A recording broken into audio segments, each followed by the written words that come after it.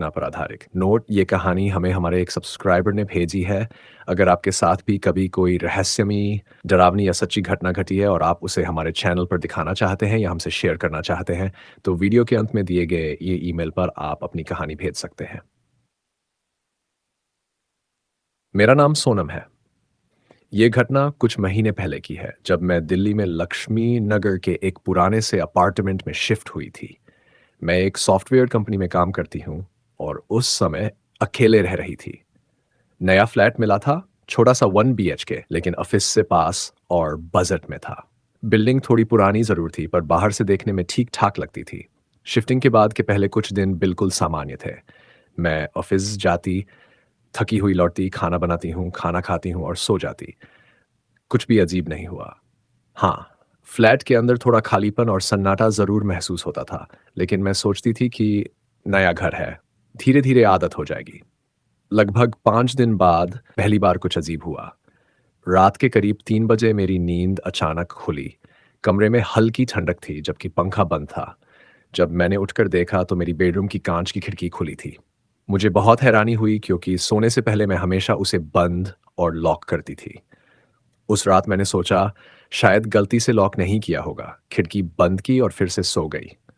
लेकिन उसके बाद ये हर रात होने लगा। मैं रोज़ खिड़की ठीक से बंद और लॉक करती थी, लेकिन सुबह उठने पर वो खुली मिलती। पहले मैंने सोचा शायद लॉक ढीला है या कोई टेक्निकल दिक्कत है।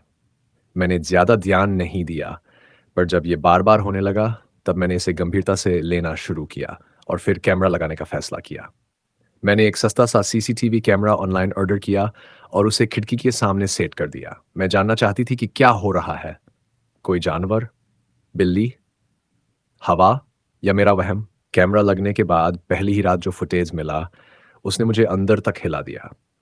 फुटेज में रात के करीब 2:30 बजे खिड़की अपने आप धीरे-धीरे खुलती है। वहाँ कोई इंसान नहीं दिखता, कोई जानवर नहीं, यहाँ तक कि पर्दा भी नहीं हिलता, यानी हवा भी नहीं थी। फिर भी खिड़की खुलती है जैसे किसी ने बहुत सदी हुई हरकत से उसे धकेला हो। बस कोई दिखता नहीं। मैंने ये फुटेज 2-3 बार देखा। हर बार वही खिड़की खुलती है और फिर कुछ नहीं। मैं डरने लगी थी, लेकिन खुद को समझाती रही कि शायद कैमरा कुछ मिस कर रहा है। कुछ दिन बाद नीचे रहने वाली एक बूढ़ी आंटी ने मुझसे बात छेड़ी। उन्होंने पूछा, बेटा तुम उस चौथी मंजिल वाले फ्लैट में हो ना? मैंने हाँ कहा। तो उन्होंने जो बताया उसने मेरे पैरों तले जमीन खींच ली। उन्होंने कहा, वहां पहले भी एक लड़की रहती थी, वो भी अकेली थी। एक दिन उसने कहा था कि हर रात उसे लगता है स्कॉट कोई खिड़की से झांक रहा है, जबकि वो फ्लैट चौथी मंजिल पर है। कुछ हफ्तों बाद वो लड़की कमरे में बंद पाई गई थी, मरी हुई। अब बात मेरे बस से बाहर होने लगी थी। नींद उड़ गई थी, मैं बहुत परेशान थी। एक दिन ऑफिस से जल्दी लौटते हुए कनॉट प्लेस के पास एक अघोरी बाबा को बैठे देखा, बिल्कुल शांत, राख में लिपटे हुए। ना कुछ मांग रहे थे, ना बोल रहे थे। मैं उनके पास बैठ गई। उन्होंने मेरी तरफ देखा तक नहीं, बस धीरे से कहा, वो खिड़की सिर्फ खिड़की नहीं है, वो रास्ता है। जिसे आना है वो आता रहेगा, जब तक तू उसे रोकने की हिम्मत नहीं करती। मैं चौंकी। मैंने बाबा से कुछ पूछा तक नहीं था, फिर भी उन्होंने वही कहा जो मैं महसूस कर रही थी। मैंने डरते हुए पूछा, क्या करूं बाबा? उन्होंने धीरे से कहा, नमक रख उस खिड़की के सामने। नमक असली रूप दिखा देगा। जो हवा में छुपा है वो जमीन पर दिखेगा। उसी रात मैंने वैसा ही किया। एक बड़ी थैली में मोटा नमक लिया और पूरे कमरे में, खासकर खिड़की के सामने, उसके रास्ते में हर तरफ नमक फैला दिया। हर कोने, हर दीवार के पास हल्का-हल्का नमक बिछा दिया। सीसीटीवी कैमरा चालू किया और बत्ती बुझाकर लेट गई। नींद तो नहीं आ रही थी, लेकिन मैं आंखें बंद करके सोने का नाटक करने लगी और न जाने कब मैं नींद की आगोश में चली गई। जब सुबह उठी तो मेरे होश उड़ गए। सारा कमरा बिखरे हुए नमक से अजीब सा लग रहा था और उसके बीच में गीले पैरों के साफ-साफ निशान थे, जो सीधे खिड़की से अंदर आते और कमरे के दूसरी ओर जाते थे। ऐसा लग रहा था जैसे कोई अंदर आया था, बिना दरवाजा खोले। मैंने कांपते हुए सीसीटीवी फुटेज देखा। रात के करीब 2:30 बजे खिड़की खुलती है। कुछ सेकंड तक कुछ नहीं होता, सब कुछ शांत है। फिर अचानक कैमरे की रेंज के बिल्कुल कोने में एक हल्की, धुंधली सी परछाई नजर आती है। वो रुकती है जैसे कुछ देख रही हो और फिर बहुत धीरे से कमरे में अंदर की ओर बढ़ती है।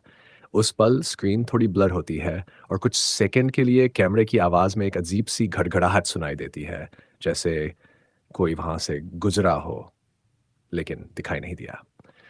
मैंने वीडियो पॉज़ करके उस फ्रेम को ज़ूम किया और मेरी साँसें वहीं अटक गईं।